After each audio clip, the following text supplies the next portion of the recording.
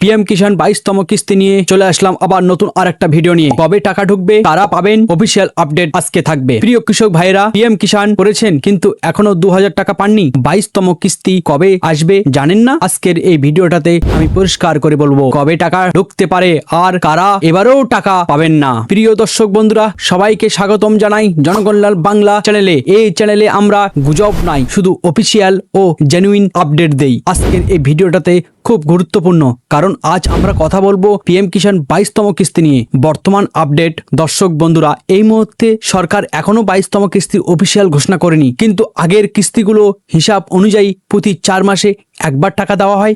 সেই হিসাবে ফেব্রুয়ারি বা মার্চ মাসে 22তম কিস্তি আসার সম্ভাবনা, কিন্তু তারিখ ঘোষণা আগে পর্যন্ত। কেন আজ এই টাকা? এই টাইপের খবর বিশ্বাস করবেন না। কত টাকা পাবেন? পিএম কিষাণ স্কিমে প্রতি কিস্তিতে 2000, বছরে মোট 6000, 3 কিস্তিতে টাকা দেওয়া হবে। 22তম কিস্তি একই থাকবে, 2000 করে পাবেন। কোনো বাড়তি টাকা এখনো সরকারিভাবে ঘোষণা হয়নি। কারা টাকা পাবেন না মন দিয়ে শুনবেন বন্ধুরা।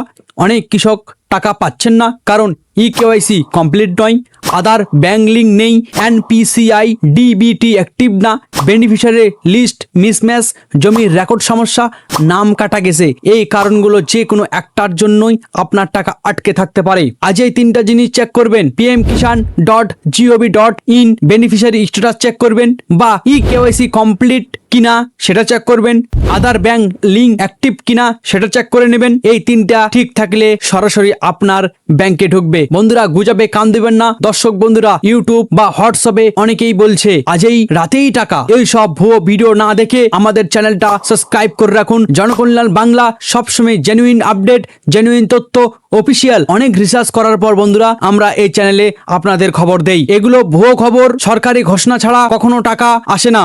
22তম কিস্তির তারিখ এখনো ঘোষণা হয়নি। ফেব্রুয়ারি মার্চে আসার সম্ভাবনা। 2000 টাকা। ইকেওয়াইসি আধার ব্যাংক লিঙ্ক খুব জরুরি। আপনার ইকেওয়াইসি কমপ্লিট আছে কিনা কমেন্টে লিখুন ইয়েস বা নো। এই ভিডিওটা কৃষক বন্ধুর সঙ্গে শেয়ার করুন, কারণ অনেকের ভুল তথ্য জানেন। লাইক করুন, সাবস্ক্রাইব করুন, আর আমি আবারও আসবো নতুন সরকারি আপডেট নিয়ে। ধন্যবাদ।